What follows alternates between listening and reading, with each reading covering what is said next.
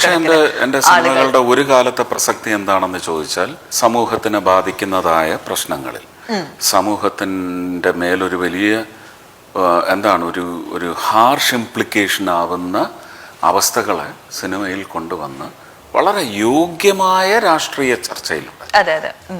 അയോഗ്യം നടക്കുന്നുണ്ട്, അതില്ലാന്ന് പറയാനൊക്കത്തില്ല. കാരണം വസ്തുതകളുടെ ഒരു സോളും ഇന്റഗ്രിറ്റി എന്താണെന്ന് മനസ്സിലാക്കാതെ ചുമ്മാ കൈയടി കിട്ടാൻ വേണ്ടി അങ്ങനെയല്ല.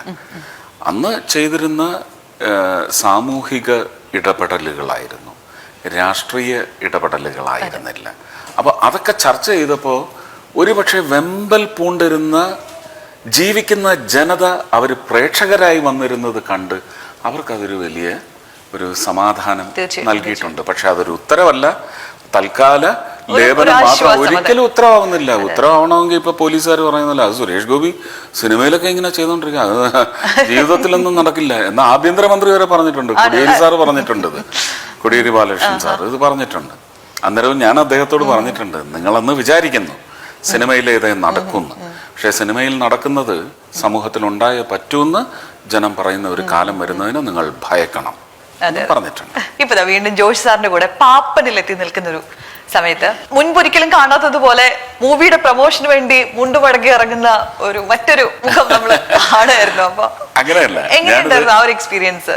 ഇത് എന്റെ ആയുർവേദ ചികിത്സ കഴിഞ്ഞ് ഒരുപക്ഷെ നല്ലിരിപ്പും അത് കഴിഞ്ഞ് വ്യായാമത്തിലേക്ക് കടക്കേണ്ട സമയത്താണ് ഇതിനു വേണ്ടി പുറപ്പെടുന്നത്. കഷ്ടിച്ച് 5 ദിവസമാണ് ഞാനൊന്ന് അടങ്ങി ഒതുങ്ങിയിരുന്നത്. അത് കഴിഞ്ഞ് ഈ ഓട്ടമാണ്.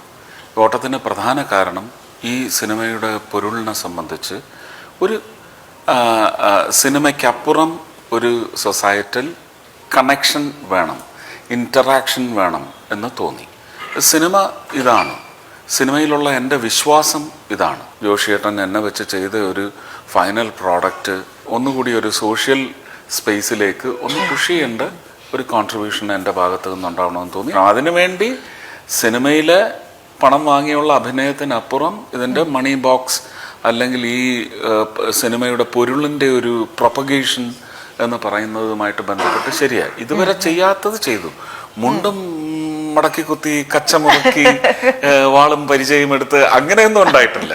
ഈ സിനിമയ്ക്ക് ഒരു ഡ്യൂ ഉണ്ടായിരുന്നു, അത് എനിക്കും എൻ്റെ സഹപ്രവർത്തകർക്കും നൽകാൻ സാധിച്ചു. ജോഷി സാറിന്റെ കൂടെ എത്തുന്ന സമയത്ത് സംഭവിക്കുന്ന ഒരു മാജിക് ഉണ്ട്. നമുക്ക് എപ്പോഴും ഒരുപാട് സംവിധായകരുടെ കൂടെ അമേസിംഗ് ആയിട്ടുള്ള വേഷങ്ങളൊക്കെ ചെയ്തിട്ടുണ്ട്. പക്ഷെ എന്നാൽ പോലും അറിയാതെ വരുന്ന ഒരു excitement, okay there is something beyond എന്തോ സംഭവിക്കാൻ പോകുന്നു എന്നുള്ള ഒരു സംഭവമുണ്ട്. അപ്പൊ ആ ഒരു കെമിസ്ട്രിയെ കുറിച്ച് പറയൂ, നിങ്ങൾക്കിടയിലുള്ള എന്താണ് ആ മാജിക്? ഇതിന് ഒരു വലിയ നറേറ്റീവ് ഉണ്ട്.